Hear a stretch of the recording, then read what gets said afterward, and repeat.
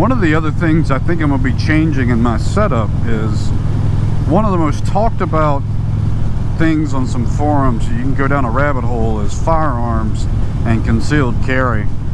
I've been active in the firearm community since even before I could own legally a firearm. Spoken before our General Assembly. I've given speeches, spoken before the Richmond City Council, active with a couple of local gun groups. I've been a little less active the past couple of years just with something other work and life distractions, but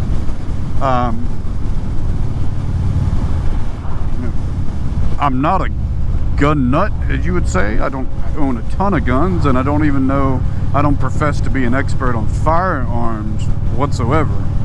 I would say I've got some expertise on the legal aspects and the history of the Second Amendment, and watching the case law and advocating for that.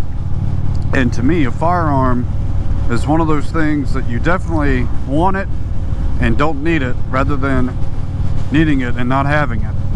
And I like to have it on my person. I like to have it on me all the time. And you'll see every now and then an infiltrator to some of these forums that people that are cowards shouldn't be riding bikes anyway. You're afraid of your own shadow.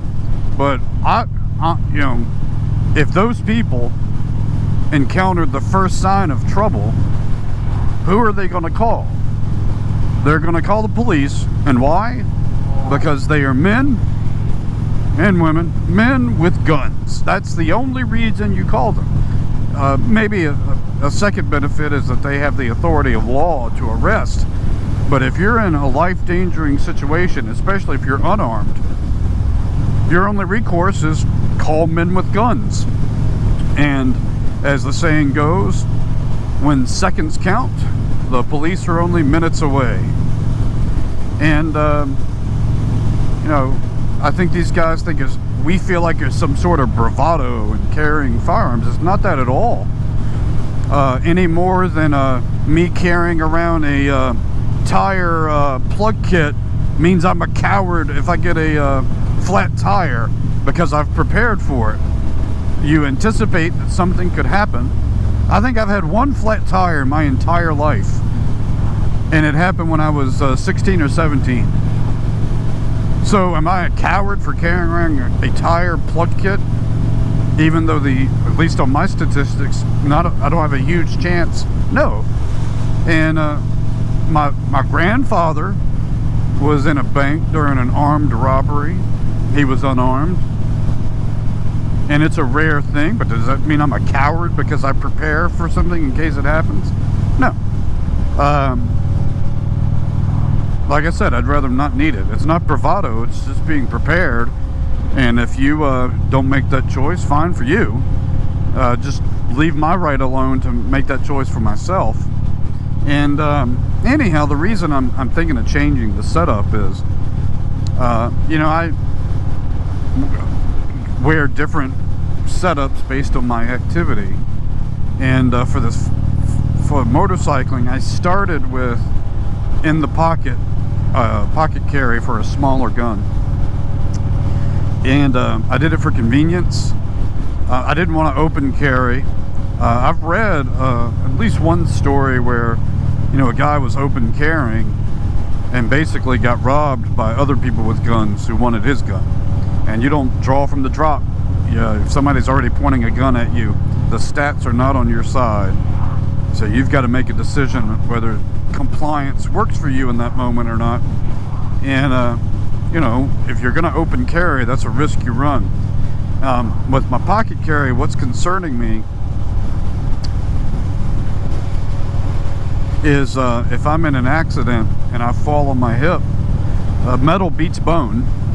And if you know, you're falling at a fast pace, I've seen some misguided comments, I think, on discussion forums where people will say, oh, well, I thought it was going to act like armor and just be something between me and my body that would stop. And you know, it's not like your highway bar that's backed up with the bike and it's on your body.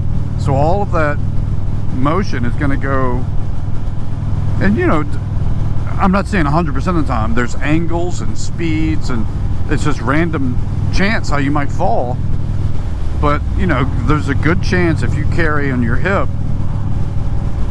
you could land on the hip, and that thing's going to go right into your leg,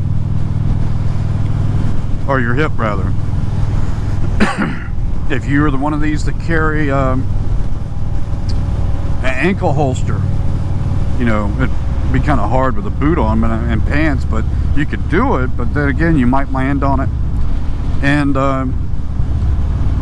I've never been a big inside the waistband sort of guy. It's just not comfortable to me, and I just don't see that being comfortable on the bike. So I'm kind of considering a chest rig for the first time in my life for this activity. Now,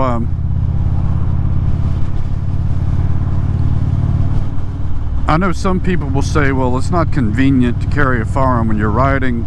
You wouldn't be able to get to it in a hurry anyway.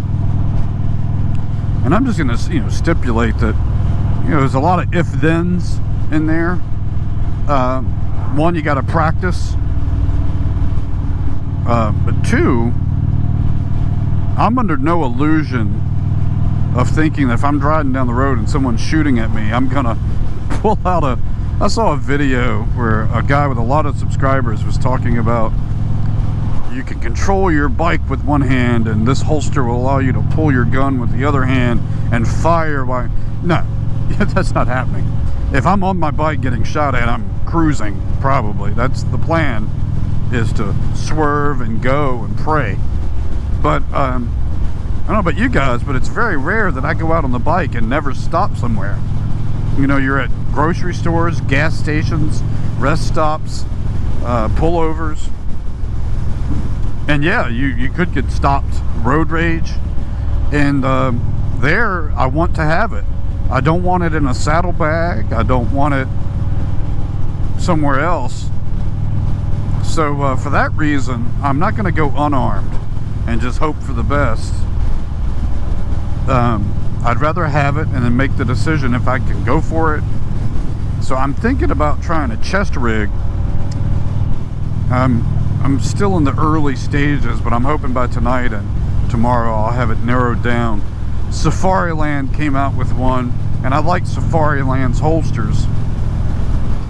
I have one of their retention system holsters for a few of my guns, and their chest rig allows you to put your holster of choice, most of them, on that rig. The complaint I'm reading in the reviews is they're made pretty much for small frame individuals, of which I'm not.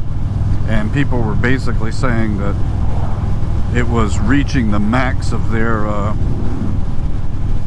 limit. Some people said that they wore a 2XL shirt and it just barely fit. I'm smaller than that, so I might order one. I just hate paying for return fees on something just to try a product on. But I like Safariland so much, I may try them first. But then I read about a second brand that somebody in the comments section of a forum that was a few years old said that this company was the kind of the leader.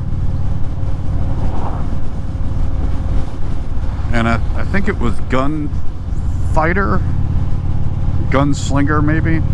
So I'm going to be looking at that more this weekend. The one from Safariland is like just what's the word I'm looking for? Just some sort of material like cotton or something, whatever, nylon, whatever it is. Whereas Gunslinger looks to, I think, be a leather. I don't know if you guys saw that blue truck up there. Typical distraction out here. We're going under the speed limit, probably on a phone. Anyhow, I did not buy jackets sized enough to carry a firearm and extra, whereas in pants I might order a different size. I'm honestly hoping to lose some of this weight. And man, it makes buying right now difficult because I've got clothes I grew out of when I lost a bunch of weight years ago. Then I gained it back when I got Lyme disease, and then never lost it. And hoping to get back into those clothes. And right now with this riding gear, with a firearm on a shoulder, a firearm on a chest retention or a shoulder retention, whatever, I don't know that the firearm wouldn't print through. The jacket might be kind of tight, most of them. So anyhow, I'm working through this process. I'm spending more money than I would like right now on changing and getting more. You know, I had 1 or 2 mesh jackets, but I wanted another one, and ended up with 2. I ended up with 2 more. The other one other thing I don't like about pocket carry is that the end of the slide end of the gun ends up tearing a hole in your pocket or material eventually, at least in my experience. You know, if you're sitting, moving around, and it presses that.